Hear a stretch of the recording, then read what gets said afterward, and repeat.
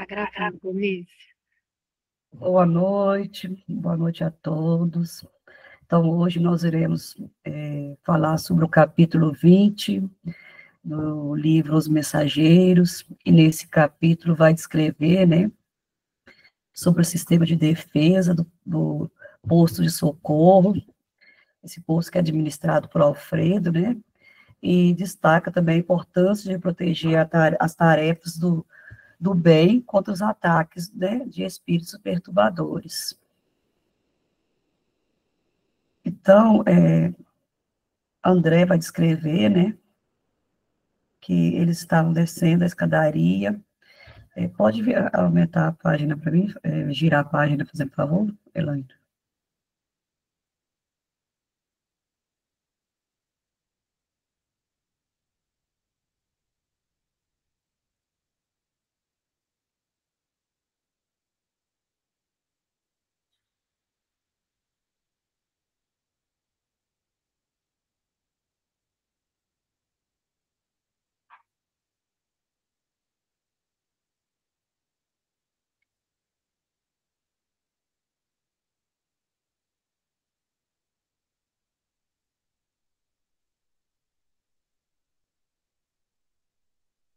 Elaine? Seu som está desligado, Elaine. Vocês não estão visualizando a tela toda, não, né? Não. Não. Peraí. Um pouquinho de paciência aqui com a pessoa aqui que está apanhando. Você conseguiu baixá-lo, Elaine? Baixei. Mas você não abriu o que você baixou. Você continua abrindo o Google. Deixa eu ir lá ver onde que eu consigo fazer isso. Aí, qualquer coisa, a gente recomeça, né? Sim. Porque quando você abre o PowerPoint, ele não vai aparecer como e-mail, com esse e-mail em cima. Ele vai aparecer dentro do PowerPoint. Aí ele tem todas as ferramentas para aumentar, entendeu? Entendi. Aí, assim, eu não consigo, eu nunca trabalhei com ele assim. Deixa eu baixar de novo aqui. Apesar que ele tem um lugar aí para aumentar. Eu consigo aumentar ele aqui, mas para mim, né, gente, vocês estão vendo maior? Não, né? Não. Né? Porque cada um consegue aumentar aí na sua ferramenta do livro aí. Em cima do livro tem uma lupa. Uhum. Tem uma ferramenta de mais.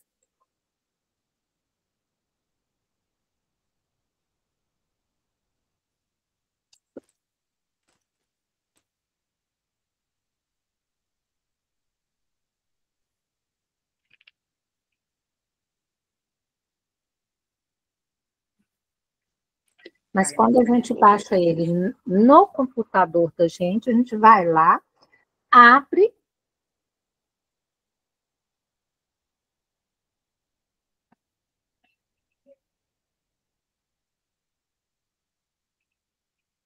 Deixa eu ver se eu consigo baixar ele aqui agora no computador. Ele foi no download. Vai nessa pasta de download.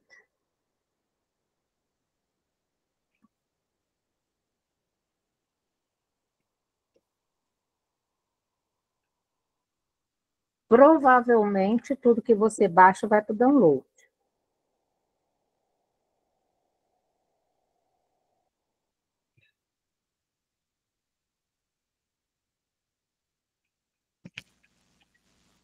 Tá. A pessoa está apanhando aqui.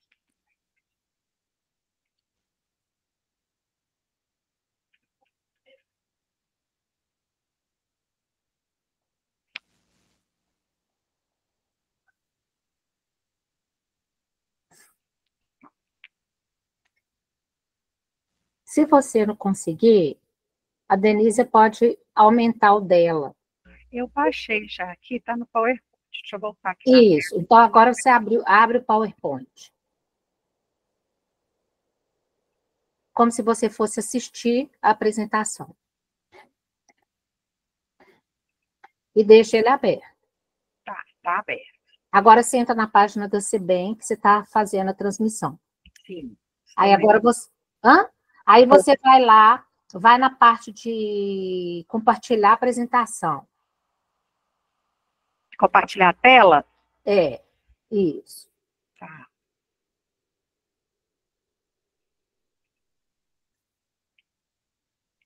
Acho que agora vai dar.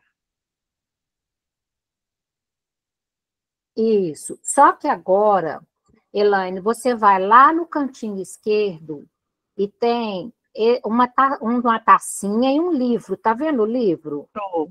Clica nele. Aí você vai fazer esse modo apresentação. Tá vendo?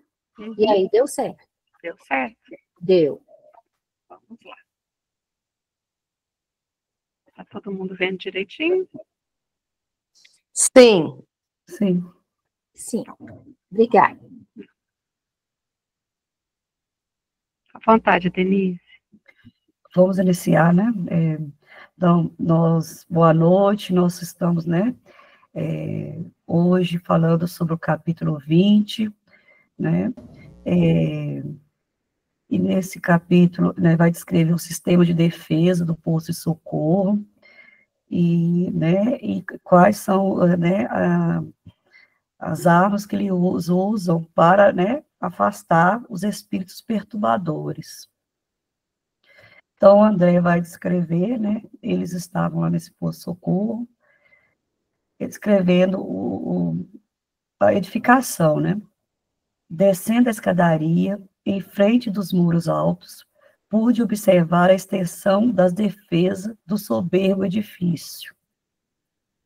Aquela construção grandiosa era muito mais importante que a de qualquer castelo antigo, transformado em fortaleza. Novamente, no exterior, podia detalhar a visão panorâmica com mais exatidão. Reconhecia agora que entráramos por um baluarte avançado, identificando a imponência da construção majestosa. Apresentavam-se-me as linhas gerais com nitidez. Impressionava-me, sobretudo, as fortificações. Via a torre de mensagem consagrada por certo ao serviço de resistência. O baluarte agudo, elevando-se acima dos fossos que deixavam transbordar a água corrente. A torre de vigia, esbelta e alterosa. Observei o caminho da ronda, a cisterna, as cesteiras, e em seguida as paliçadas, os barcaçãs, refletindo na complexidade todo aquele aparelhamento defensivo. Então, André ficou surpreso, né, com o tamanho da fortaleza, da proteção daquela edificação, né. Mais para frente, ele vai entender por que é necessário isso, todo esse aparato, né, de segurança em torno dessa edificação do posto de socorro. E as armas?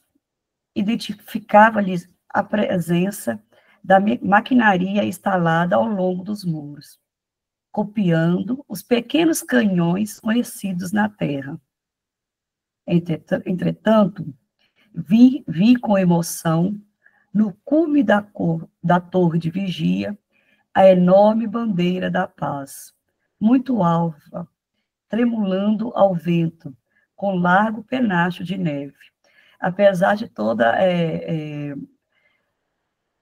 aparente toda a fortaleza, né, existia ali uma bandeira de paz, que nem tudo que estava ali exposto, né, estava demonstrando que era, esqueci a palavra que eu ia falar agora, de perigo, né, são armas perigosas, mas no meio de toda aquela segurança existia-se uma bandeira, né, levantada para a paz. Pode passar, Elaine. Gente, quando vocês quiserem me interromper, pode ficar à vontade, ajudarem aí, tá? Denise, dá só um minutinho aqui. Pegando um gancho no que você falou, né? Entre todos aqueles aparatos de segurança, tinha uma bandeira de paz. É, eu entendi que, como é colocado aqui, não sei se você entendeu assim, ou as outras meninas, mas é que ele fala aqui, né? Que no cume da torre de vigia, quer dizer, no ponto mais alto, no ponto mais alto, que se torna o que era mais evidente naquela construção, né? Naquele castelo, que é um castelo, né? É um castelo, porque fala de baluarte, fala de fosso. Aí a mente da gente vai lá em Walt Disney, não é mesmo? Porque lá tem o castelo, tem o fosso, tem tudo aquilo. E no cume, quer dizer, no lugar de maior expressão, o lugar mais visível, fica demonstrado que ali é um lugar de paz através daquela bandeira hasteada, né? Então, assim, de longe, muito longe, se vê essa bandeira tremulando. Então, é diferente, é um lugar de paz que tem aparatos de defesa, né? E não um lugar construído para defesa oferece paz, né? Parece que é a mesma coisa, né? Parece que é até redundante, mas tem uma diferença aí, né? Porque a forma como ele coloca, que ele constrói a ideia, que ele constrói a frase, né? As frases, a explicação, deixa assim, de uma certa forma, evidente que é um lugar de paz, Uhum. né? Ele desenha, né, o maquinário de segurança, descreve que se parecem com os canhões aqui da Terra. É uma edificação muito forte, mas todo o castelo, que tem baluastres, que tem fosso, são edificações muito fortes, né? Foram criadas para resistir à guerra. A princípio, elas já foram criadas para resistir à guerra. Então, não é qualquer tentativa que consegue derribar aquelas paredes. Mas, acima de tudo, e visto de muito longe, é um lugar de paz, né?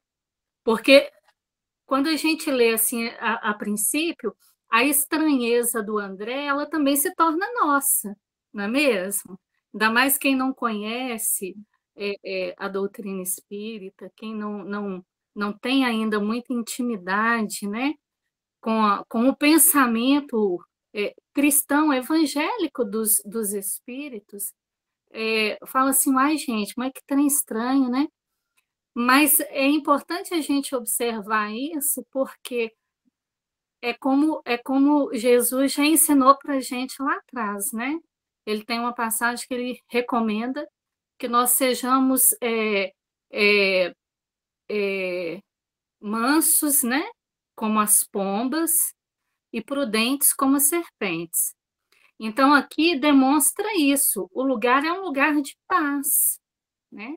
Ela é um lugar de paz, é um ambiente de acolhimento, é pacífico acima de tudo. Mas é necessário que haja a prudência, e você mais à frente vai falar para a gente sobre a necessidade dessa prudência, né? Então, eu Sim, achei assim, muito interessante, porque parece que é a mesma coisa, né? Trocou 6 por meia dúzia, mas não é, né? Obrigada. verdade. Obrigada, Renata. O administrador percebeu a estranheza que se apossara de Vicente e de mim. Já sei a impressão de que a nossa defesa lhe causa, disse Alfredo, detendo-se para explicar. Fixando-nos com um olhar muito lúcido, continuou. Naturalmente, não imaginavam necessárias tantas fortificações. Conforme veio, nossa bandeira é de concórdia e harmonia. No entanto, é imprescindível considerar que estamos em serviço, que precisaremos defender em qualquer circunstância. Enquanto não imperar a lei universal do amor, é indispensável persevere o reinado da justiça. Nosso posto está colocado aqui, igualmente, como ovelha em meio de lobos. Ovelha em meio de lobos. E, embora não nos caiba efetuar o extermínio das feras, necessitamos defender a obra do bem contra o assalto indébito. A gente lembra que, aí que o posto Socorro fica ali na zona umbralina, né? Então, por isso que ele fala que é ovelha e meio de lobos, né?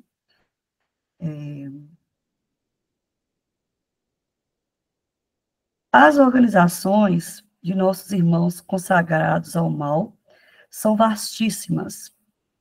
Não admitam a hipótese de serem todos eles ignorantes ou inconscientes.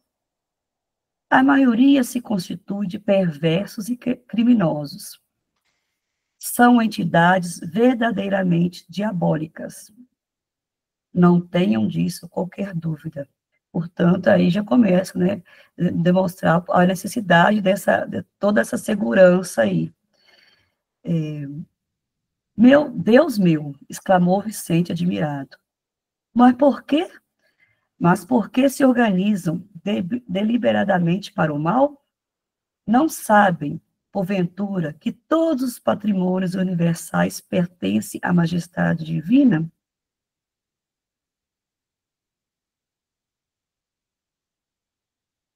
Não reconhece o soberano poder?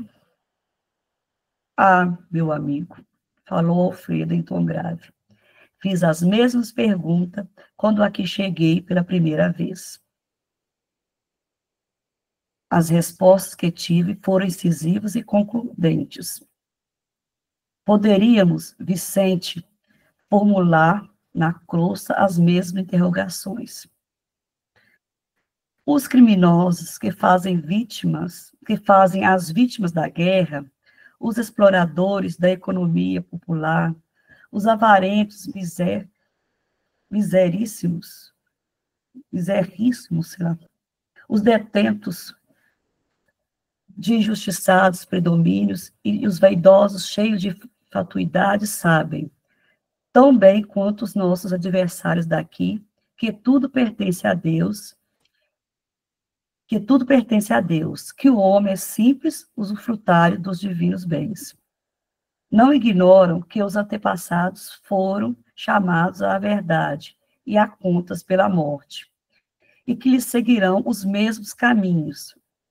Entretanto, atormentam-se na crosta como os verdadeiros loucos, amontoando possibilidades para a ruína e abusando das oportunidades mais santas. Aqui se verifica a mesma coisa. Querem dominar antes de se dominarem. Exigem antes de dar. E entram em perene conflito com o espírito divino da lei. Então, o que a pessoa, né, que ele está falando, né, é porque ele desencarnou que ele santificou, não. Porque ele era no plano terreno, ele vai, né, no mundo espiritual, com as mesmas impressões, com as mesmas falhas, com as mesmas ambições. Se ele era criminoso, né, se ele não buscou evoluir, ele vai continuar praticando as mesmas atrocidades que ele cometeu aqui na Terra. Então, por isso a necessidade, né, daquela edificação, daquele trabalho ali do posto de socorro ser protegido, né, contra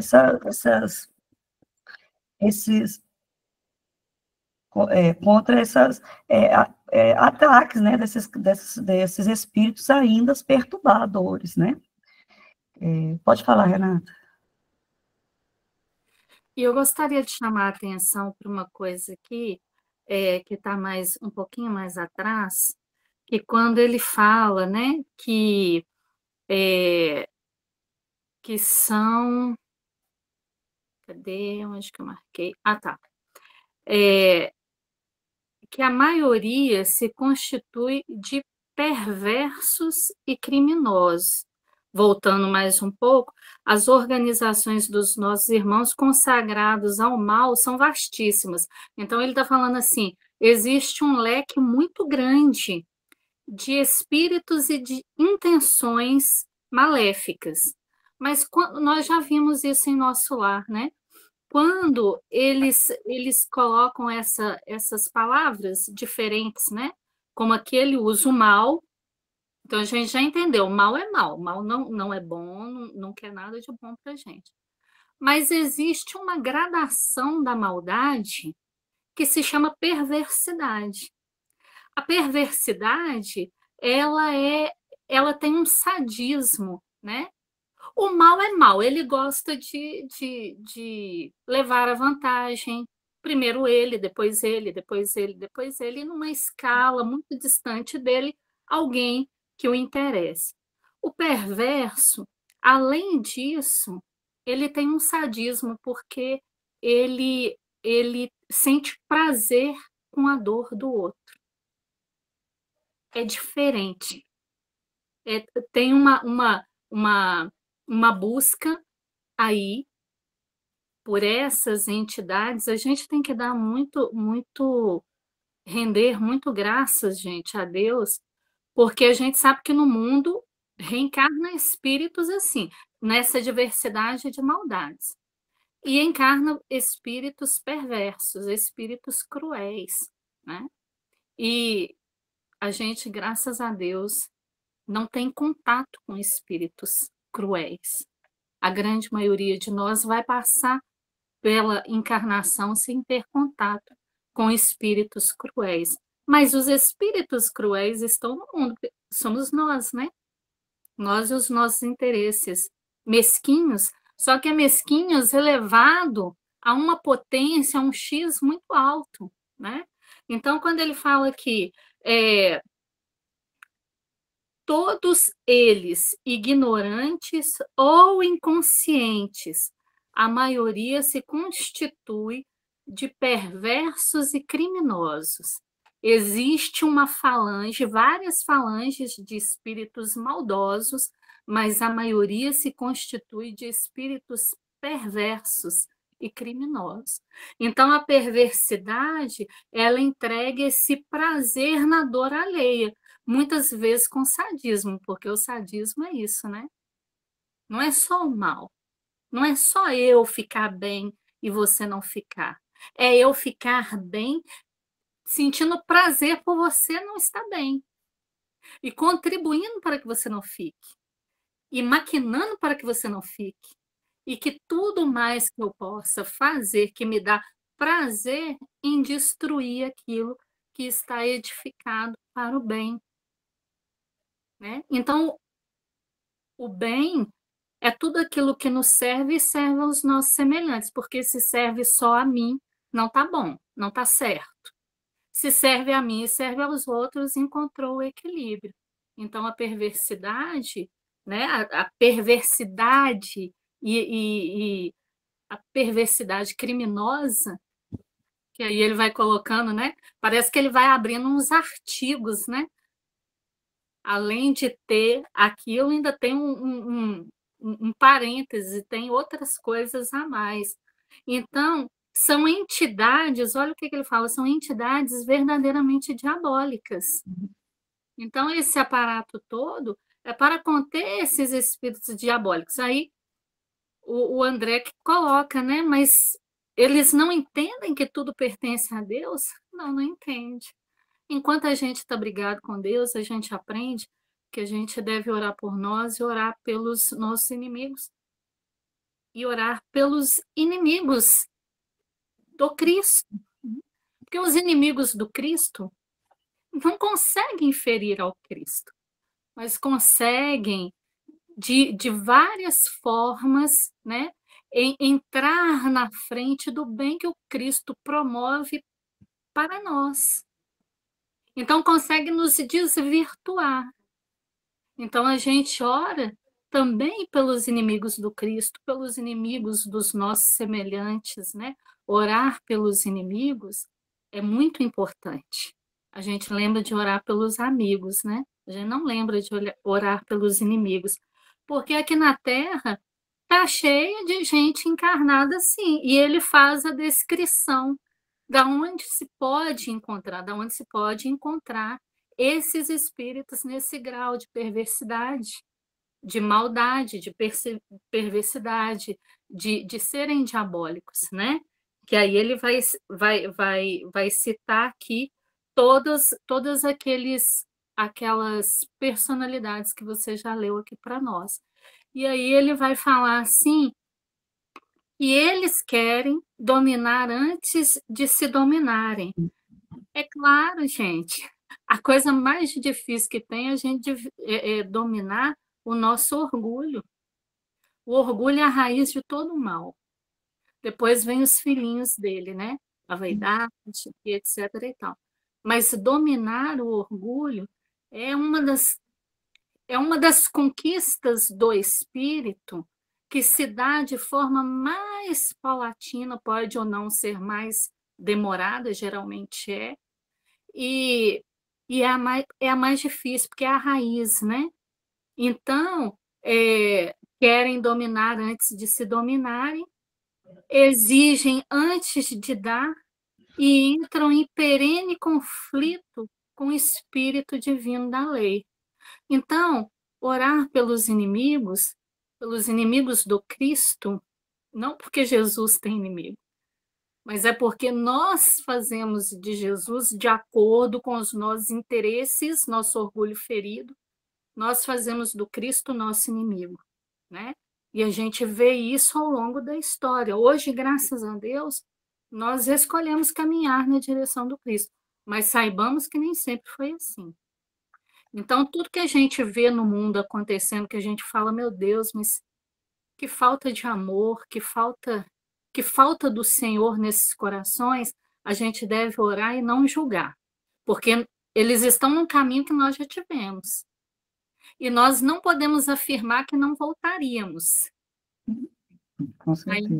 Ainda não podemos, né? Porque nós estamos caminhando, a gente ainda pode cair em muitas situações que ainda não foram consolidadas. O que foi consolidado, o que é certo, está perfeito, mas nem tudo está consolidado, né? Obrigada, Elaine. Denise, desculpa, Denise. Rosa? Eu queria chamar a atenção aqui nessa página, né? Nesse slide aqui, que o Alfredo, que eles perguntam aqui, né? Não reconhecem o soberano poder? Aí, Alfredo não, né? É uma fala do... Quem que falou isso aqui? Ah, meu amigo. André Luiz. Meu amigo falou, Alfredo, que não reconhece o soberano poder, eles perguntam, né? Se esses irmãos que estão aí nesse desequilíbrio não reconhecem o soberano poder. E o Alfredo fala que ele fez as mesmas perguntas quando ele também chegou e viu tudo pela primeira vez, quer dizer, para ele também foi uma surpresa. Só que ele teve respostas, né?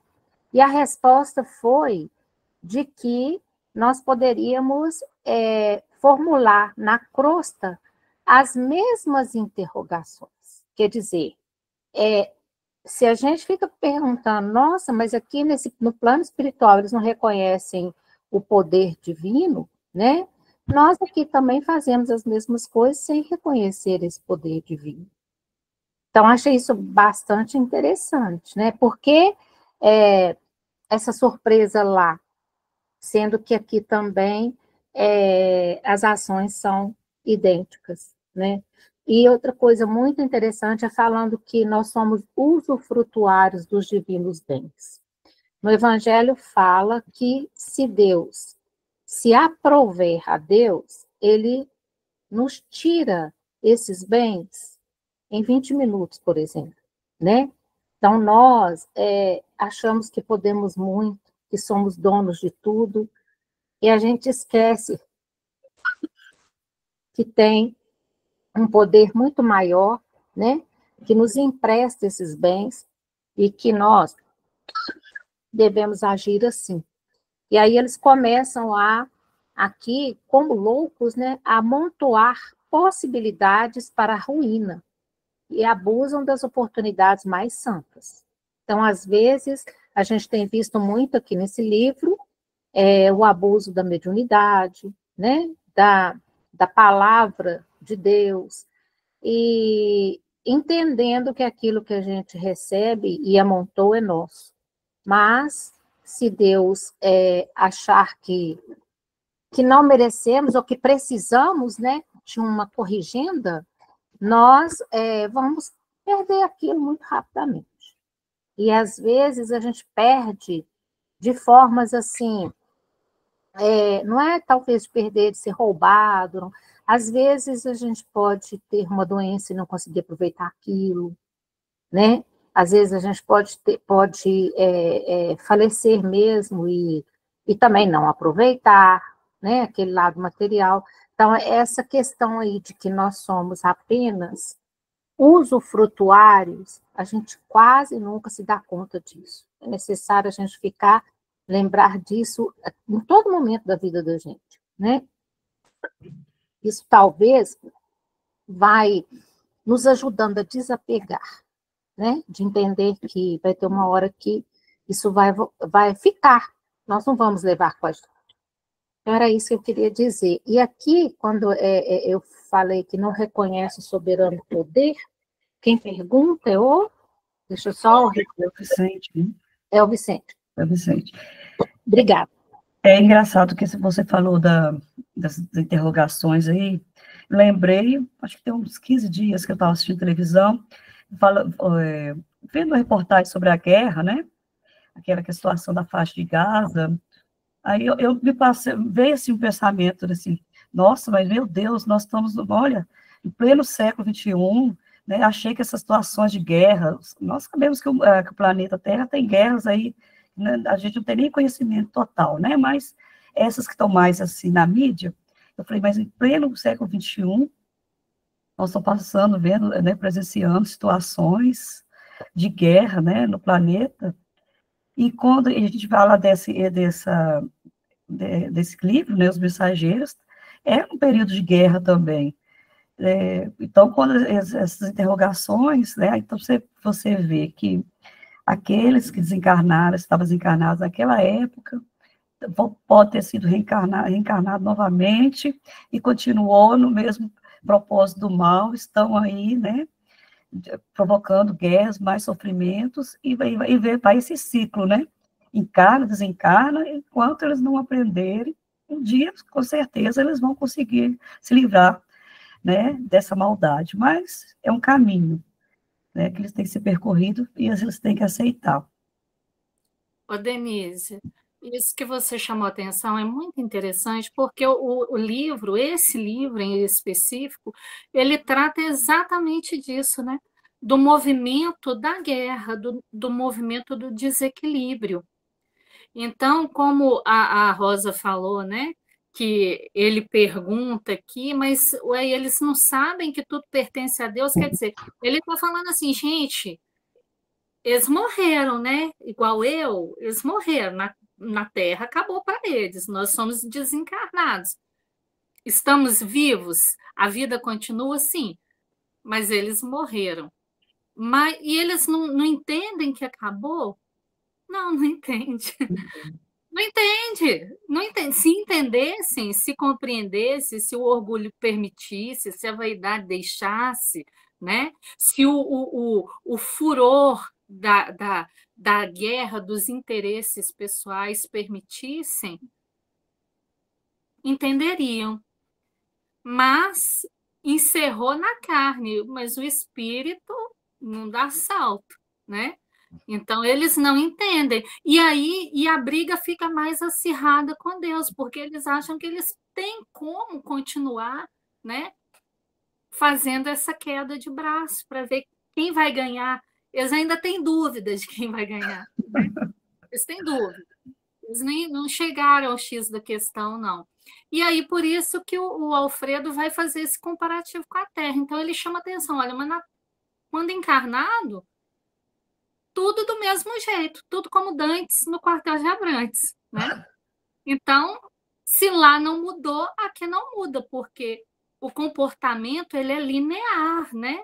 Na faixa que o espírito está vivendo. Ele tem que ir fazendo as mudanças e acrescentando entendimento paulatinamente. Uhum. Porque senão ele vai chegar aqui e o comportamento dele é o mesmo. O que difere do comportamento, a alteração do comportamento é quando sai daqui, que aí vai sair, é um marco zero, né? A memória vai ser apagada. Então, ele tem um período de refazimento, mas também não é retirado dele, não.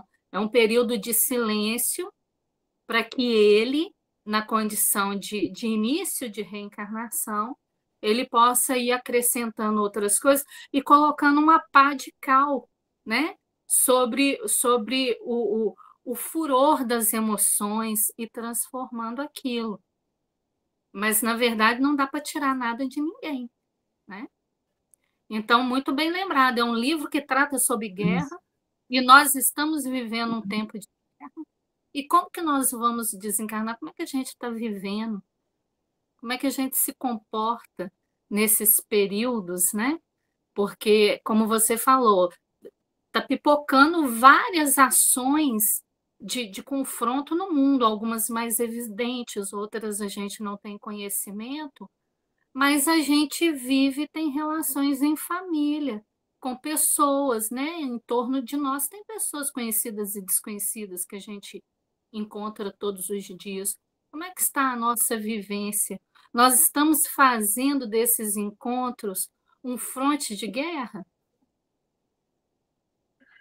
É isso aí mesmo. Então, como você falou aí, né, estabelecidos o duelo entre a fantasia deles, que eles vivem numa fantasia, né? Vivem num mundo de fantasia, desencarnam e essa fantasia não acaba. E a verdade do Pai resiste às corrigendas do Senhor, então eles não estão ali aceitando, né, a mudança, e transformam-se em desventurados e verdadeiros gênios da sombra, até que um dia se decidam ao novo rumo. Um dia eles vão, né, vai ser, né, eles vão conseguir, espera-se, né, que eles obtenham novos rumos, mas é um caminho, como já disse, longo, que tem que se aceitar e entender. Por enquanto, temos muitos ainda que não entenderam esse caminho, né, eles ficam nesse duelo aí entre o bem, né, e o mal, achando que eles estão no poder ainda. Muitos ainda estão desencarnados e estão lá acreditando que estão no poder. E olha só, a gente ainda vai chegar no livro Libertação, que vai falar justamente disso que você tocou, né? Um espírito muito poderoso, dominador perverso, e num átimo de segundo, num momento específico da existência dele, vivendo naquela condição dele, como dominador que ele é, magnetizador, ele tem um minuto, um instante, um milésimo de enfado. O milésimo de enfado que ele sente é o momento que os espíritos benfeitores se movimentam para ajudá-lo e ajudar as pessoas que estão em torno dele, né? Sob o jugo dele. Então, assim, o que a espiritualidade espera? Como que é o arregimentar desse movimento, né? A gente é muita infantilidade nossa a gente virar e falar assim, gente, está acontecendo tudo isso no mundo, esses governos brigando, essas pessoas fazendo e acontecendo, e Deus está onde, por favor? Está em Cancún? Aonde está Deus? Será que ele não vê o que está acontecendo? É muita infantilidade nossa pensar isso, porque, gente, é um espírito de sequência. Precisa haver uma abertura em nós mínima, mínima que seja, para que a energia, o socorro se movimente. Porque o socorro já está, você está entendendo? Os espíritos já estão a postos, tentando influenciar da melhor forma possível, mas precisa de um átimo, de um relâmpago, não de cima para baixo, mas de baixo para cima, que forneça essa abertura para que eles atuem. Nós vamos chegar no livro Libertação, a gente vai poder conversar sobre isso, mas é exatamente isso.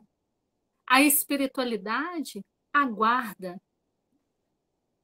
que a gente se enfare, ou que a gente canse de sofrer, porque esse enfado, ele vem de um sofrimento. Porque não pense, aquele espírito é um maquinador do mal, ele não sofre, ele só faz sofrer. Gente, todo mundo que cria, que estabelece uma planilha de sofrimento, ele sofre na elaboração daquilo, porque ele vive aquilo. Não tem como você imputar um castigo para alguém e não participar dele. Não é? É verdade. Se você põe uma criança de castigo na cadeirinha, você não fica olhando assim, sai. É assim. Mas como explicar as bases de semelhante atitude? Na Terra, compreendemos certos enganos, mas aqui o generoso interlocutor não me deixou terminar e prosseguiu. Na crosta, nossos irmãos menos felizes lutam pela dominação econômica, pelas paixões desordenadas, pela hegemonia dos falsos princípios. Nestas zonas imediatas à mente terrestre, temos tudo isso em identidade e condições. Entre as entidades perversas e ignorantes, há cooperativas para o mal, sistemas econômicos de natureza feudalista, baixa exploração de certas forças da natureza, vaidades tirânicas, difusão de mentiras, escravidão dos que enfraquecem pela invigilância, escravidão dos que enfraquecem pela invigilância, doloroso cativeiro dos espíritos falidos e imprevidentes, paixões, talvez, mais desordenadas que as da terra, inquietações sentimentais, terríveis desequilíbrios da mente, angustiosos desvios do sentimento. Em todo lugar, meu amigo, as quedas espirituais perante o Senhor são as mesmas, embora variem de intensidade e coloração.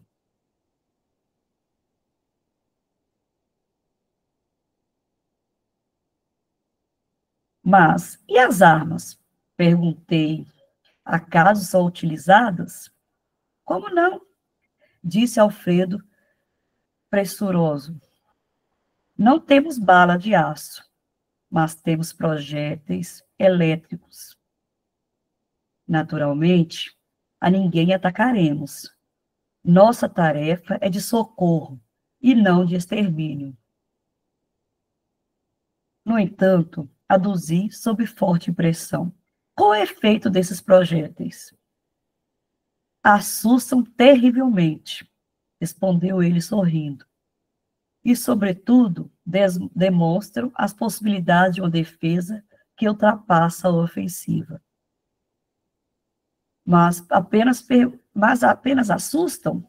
Tornei a interrogar. Alfredo sorriu mais significativamente e acrescentou: poderiam causar a impressão de morte. Que diz? Exclamei com sofreável espanto.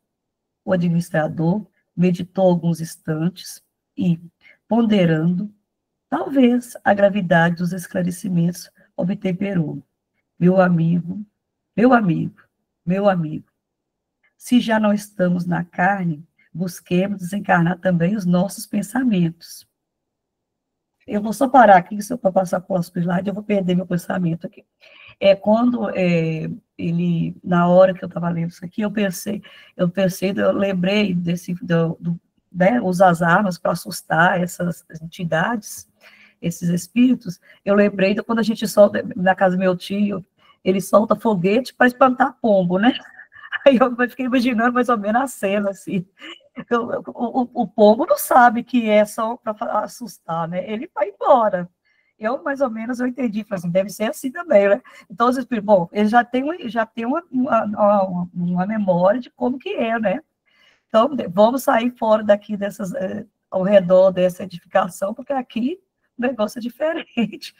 Porque só a impressão que eles já têm, que eles levam, né? Imaginei, assim, impressões terrenas, eles também têm essa memória, devem ter essa memória lá, de que aquele barulho é um barulho porque pode causar um extermínio, apesar que não é isso, né? Por isso que eu entendi, falei assim, o povo não sabe também que o foguete não vai matá-lo, mas ele vai embora. Denise, e não é apenas som, né? É choque. Sim. Gente, a gente já tomou um choque, sabe?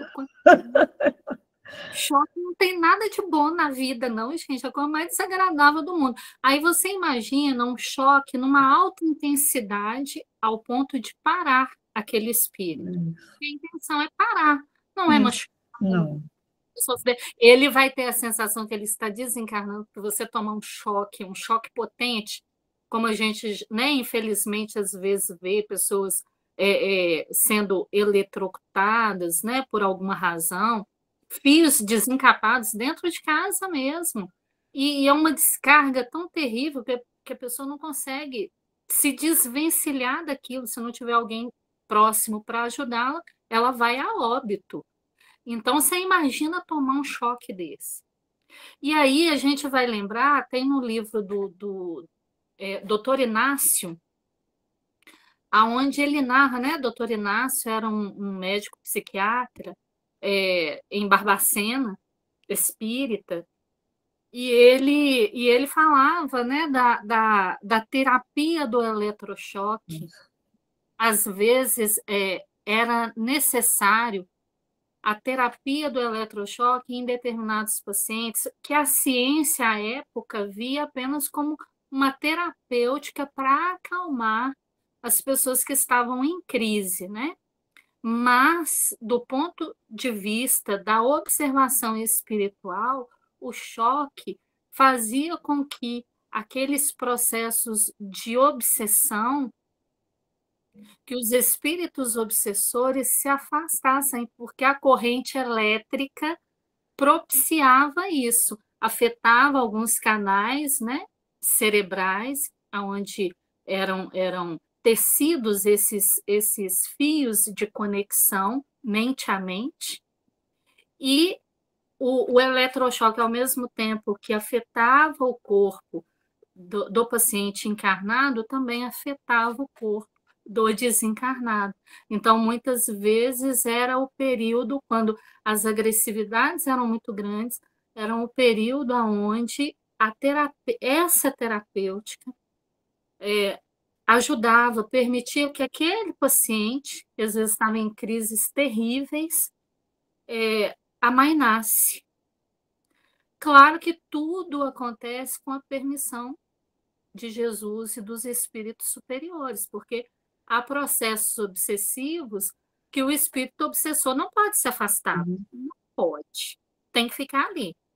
Se afastar, o encarnar desencarna. Tamanha é a profusão, né? A aproximação dos dois em sentimentos dentro da lógica de um com o outro. Mas Dr. Inácio, tem livros do Dr. Inácio falando sobre isso, né? Que além da terapêutica científica, quando era aplicada, visando o equilíbrio do paciente, propiciava isso, diante da questão espiritual também. Então, é o mesmo resultado, né? O indivíduo vai tomar um choque, ele está achando que ele está morrendo. Ele está morrendo. O que você vai fazer se você toma um choque? Você vai num lugar que você toma um choque, você acha que você está morrendo? Você vai para longe dali, né? Pelo menos até o coração voltar a bater direito. até você esquecer, né? E investir numa outra empreitada. Mas é isso, né? É choque mesmo, enfiar em tomada.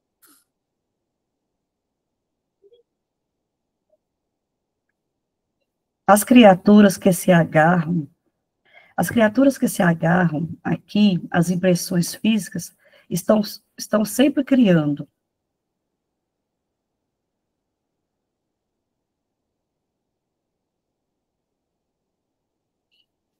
densidade para os seus veículos de manifestação, da mesma forma que o espírito dedicado à região superior estão sempre purificando e elevando esses mesmos veículos. Nossos projéteis, portanto, expulsam os inimigos do bem através da vibração do medo. Não poderiam causar a ilusão da morte. Mas poderiam causar a ilusão da morte, atuando sobre o corpo denso dos nossos semelhantes menos adiantados no caminho da vida. A morte física na Terra não é igualmente pura impressão? Ninguém desaparece.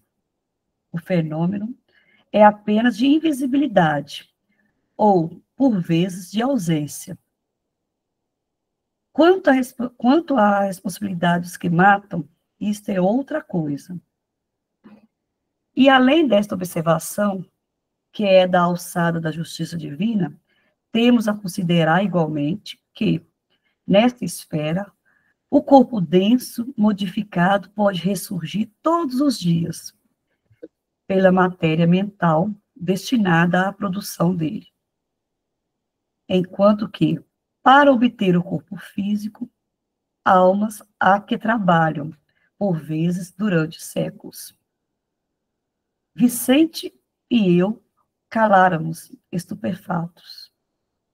Alfredo sorriu serenamente e perguntou, bem-humorado: vocês conhecem a lenda hindu da serpente e do santo?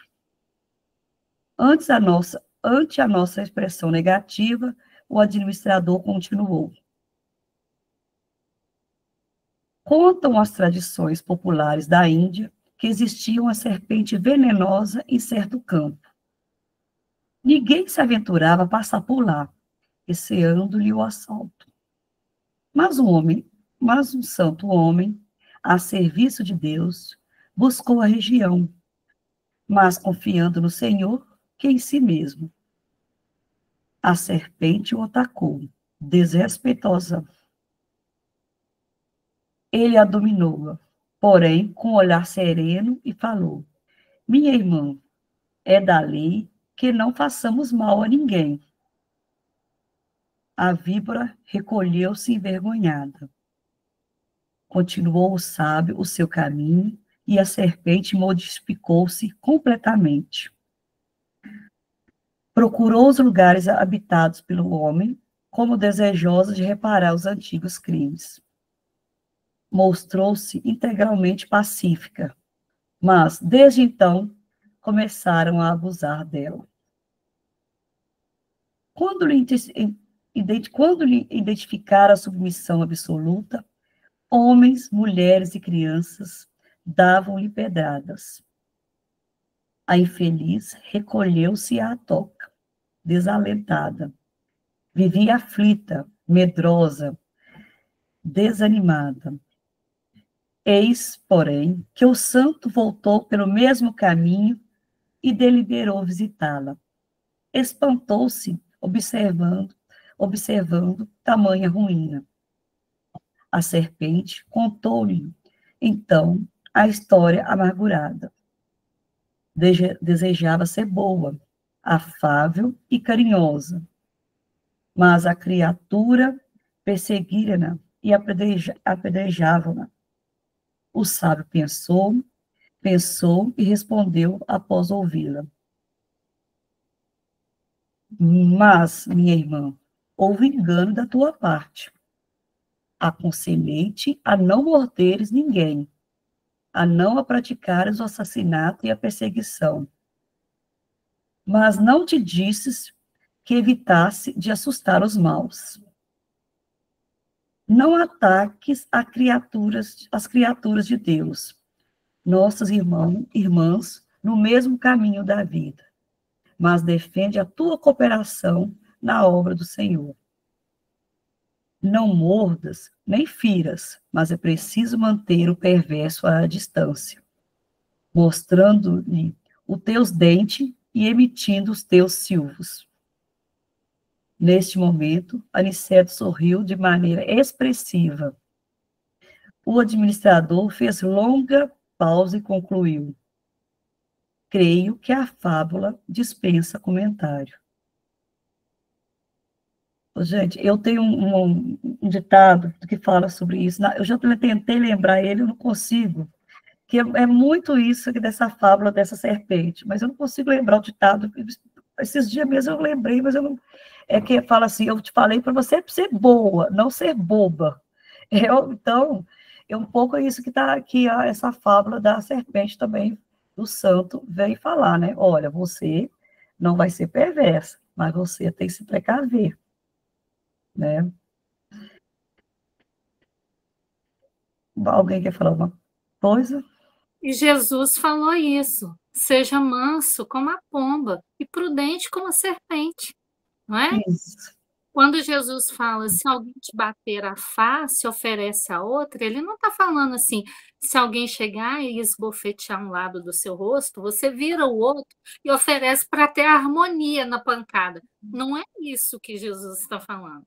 Jesus está falando, oferece o melhor comportamento, oferece o que há de melhor em você, mas não permita que o outro faça dessa ação uma ação corriqueira. Não é isso, né? Não é para você não se defender, porque como na fábula, não sei se vocês repararam, ele usa o termo perverso. O que é o perverso? Não é aquele que só pratica o mal, é aquele que sente o prazer em ver você sofrendo, né? Então, Jesus é mestre não é à toa, né? Pois é. E uma coisa também que eu tirei desse estudo, da necessidade de proteger, né? De preservar a obra do bem, né?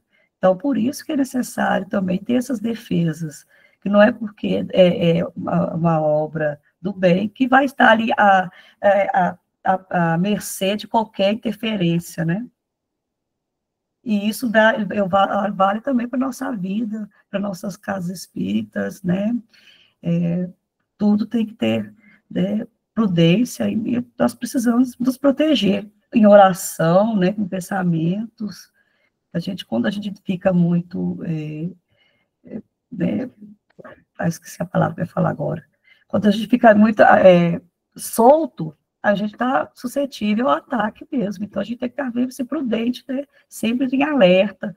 Por isso que vigiar e orais, né? A palavra, talvez, que você esteja buscando é vulnerável, né? Exatamente, a palavra é vulnerável, isso mesmo. A gente não pode, né? Então, assim, para a gente lembrar que tudo que a gente está buscando, tudo que a gente está lendo, aprendendo, não é para a gente saber, é para a gente viver, né? Quando Jesus nos ensina a orar, quando os espíritos nos aconselham a fazer essa conexão, não é para a gente saber que isso existe, é para a gente realizar isso em nós e viver com os benefícios que essas ações nos trazem. A gente lembra de orar quando a gente está passando por alguma situação adversa. A gente tem que lembrar de orar quando a gente está bem. Porque é caminhando que faz o caminho, né? Então, eu vou usar o que eu aprendo com vocês, o que eu aprendo com a espiritualidade, o que eu aprendo com Jesus, a gente usa na nossa vida diária. É isso que transforma a gente. Mas não tenhamos ilusão, porque aí a gente desequilibra, de achar que a gente leu, que a gente já sabe, e isso é o suficiente para a gente transformar. A gente vai ficar frustrado, porque isso não se dá dessa forma. Isso se dá vivendo, né? Uma hora eu desaponto, uma hora eu sou desapontada, e como que eu fico entre uma situação e outra? É isso que o Evangelho vai ensinar para a gente, né?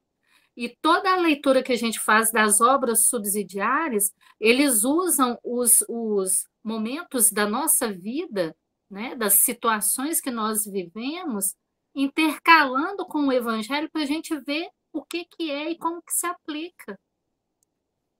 É para isso, né? Para a gente entender. O Evangelho não está longe da gente. Exatamente. Então é isso, gente. Agradeço, muito obrigada. Se alguém tiver mais alguma contribuição.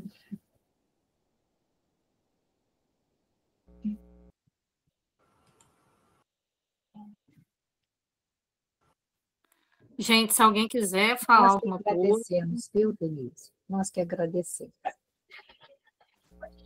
Muito obrigada, Denise. Não. Parar a gravação, gente. Pode, querida, por favor.